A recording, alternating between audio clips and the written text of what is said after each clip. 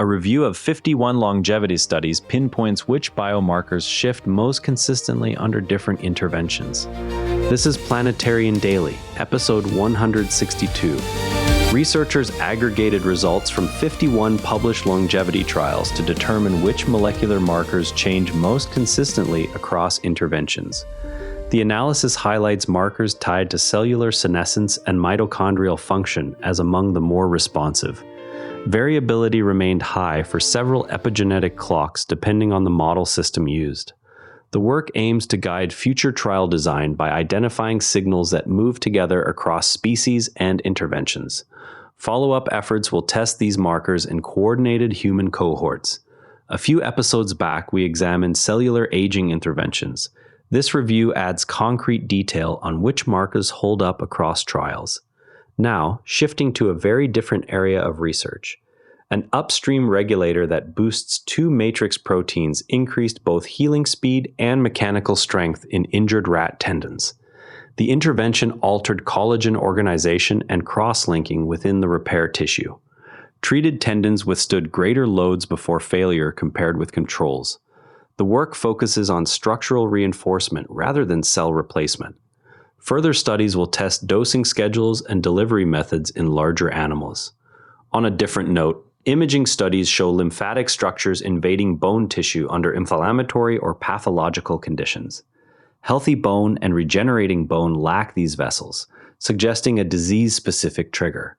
The observation may help explain altered fluid balance and immune access in conditions such as arthritis or bone tumors. Mechanistic work is examining which signals recruit lymphatic endothelium into mineralized tissue. Targeted imaging in patient cohorts is planned next. Next up, a new synthesis of evidence explores whether amyloid beta aggregates could transmit through blood transfusions in rare circumstances. The paper weighs animal data showing protein propagation alongside limited human observations. No causal link to clinical disease has been established in transfusion recipients to date. Authors emphasize that current blood screening practices do not target these proteins. Further epidemiological tracking of transfusion cohorts is recommended. From protein movement in circulation to engineered systems that isolate cells from blood samples, engineers at the Institute of Science Tokyo built a microfluidic channel whose pillar geometry changes with temperature. The device separated multiple particle sizes and successfully isolated viable cancer cells, white blood cells, and red blood cells from diluted blood. Because separation conditions can be adjusted along a single channel, the approach reduces the need for multiple chips. Cell viability remained high after sorting. The team is exploring clinical sample processing applications. A submitted analysis of population data indicates that individuals who received the HPV vaccine show reduced incidence of head and neck cancers compared with unvaccinated groups. The finding builds on established links between certain HPV strains and oropharyngeal malignancies. Researchers note the protective pattern appears in observational cohorts but call for further confirmation in prospective designs. The study does not report exact hazard ratios in the summary. Next steps include larger registry linkages to track incidence over longer periods. Regulators approved a messenger RNA-based influenza vaccine, marking the first such product for seasonal flu. The clearance rests on demonstrated immunogenicity and safety data from prior clinical stages. Developers view the decision as validation for adapting the same manufacturing approach to other respiratory pathogens. The vaccine uses the same lipid nanoparticle delivery system refined during earlier coronavirus work. Ongoing monitoring will track real-world effectiveness against circulating strains. A regional study found that bilingual programs expanded over 2 decades, yet remain concentrated in urban schools. Rural students therefore encounter fewer opportunities to develop advanced foreign language skills. The imbalance stems from teacher availability and school-level resource allocation.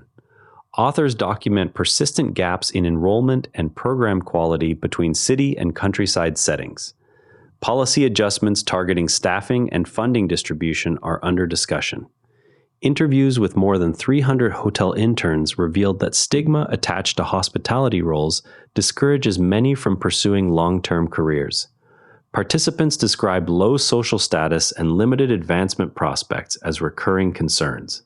The pattern contributes to ongoing labor shortages in the sector despite growing tourism demand. Researchers link these views to broader cultural attitudes towards service occupations. Industry groups are examining training and image campaigns to address the issue. Systems that infer emotional states from facial, vocal, and physiological signals are entering healthcare and security applications. Scientific debate continues over the accuracy of these inferences across cultures and contexts. If widely adopted, the technology could alter how people manage emotional expression in public and professional settings. Researchers note that validation studies remain incomplete for many commercial versions. Ethical guidelines for deployment are still evolving. Pennsylvania researchers are investigating whether increased salinity from drilling operations mobilizes radium into groundwater. The state produces roughly 1/5 of U.S. natural gas, providing a large field site for the study.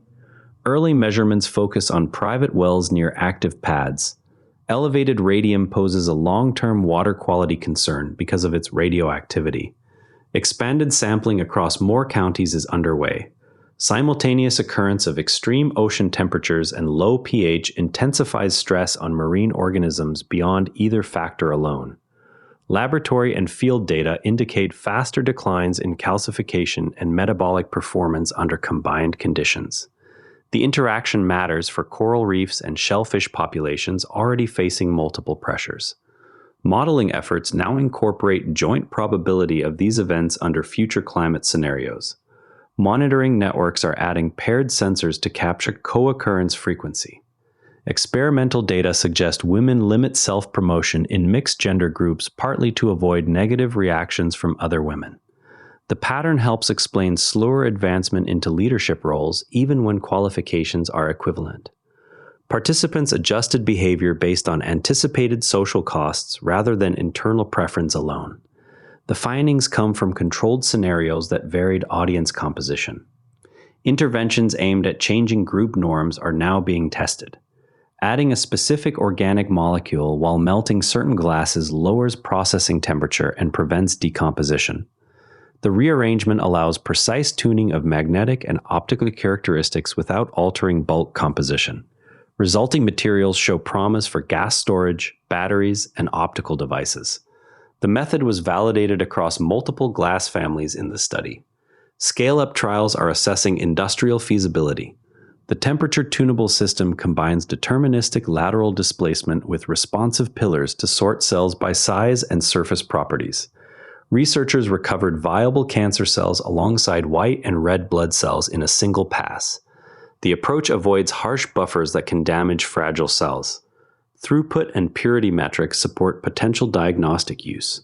Integration with downstream molecular assays is the next development focus.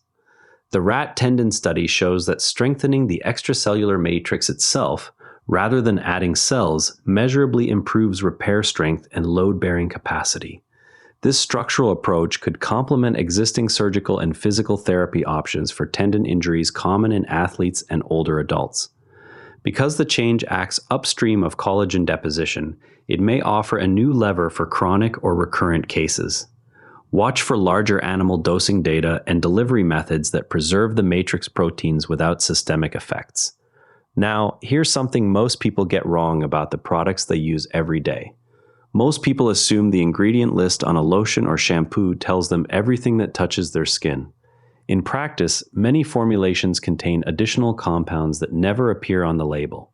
Right now, as you apply a product, those undisclosed molecules, including certain bisphenols, phthalates, and parabens, are absorbing across the skin barrier and entering circulation. One analysis found that products contained more than 3 times as many chemicals as their labels disclosed, with 85% carrying at least one substance linked to known or suspected health hazards. The average person encounters these exposures daily through routine hygiene, yet the cumulative load remains difficult to quantify. Checking labels therefore gives only a partial picture. A practical step is to reduce the total number of products used each day and to favor those from manufacturers that publish full analytical reports rather than relying on regulatory minimums alone. Keep an eye on follow-up work testing the senescence and mitochondrial markers from the longevity review in human cohorts. That's Planetterrian Daily for today. If you enjoyed this, a rating or review on Apple Podcasts or Spotify really helps new listeners find the show. I'm Patrick in Vancouver. Thanks for listening, and I'll see you tomorrow. And if you'd rather watch than listen, find us on YouTube at NARA Network. Links in the show notes. And before you go, this show is part of the NARA Network, a family of daily podcasts on tech, science, and markets. Each one a short, sharp briefing you can finish on the commute. If today earned its place in your feed, here's your next listen. SpaceX Daily, the daily companion for following SpaceX as a public company, from Starship to the stock ticker. Find every show free at naranetwork.com. Want the written briefing with source links? Each show keeps a summaries page on naranetwork.com, scannable, dated, and free. This episode used AI voice synthesis of my voice. Editorial selection and analysis are my own.